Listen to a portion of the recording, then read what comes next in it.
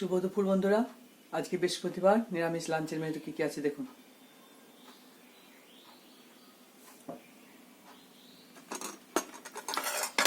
একদম গরম ভাত, বাপরে কি গরম। তার সঙ্গে ঢেঁড়স আলু ভাতে,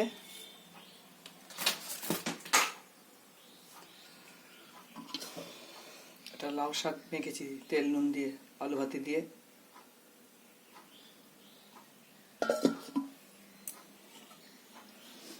সয়াবিন আলু পটলের একটা তরকারি,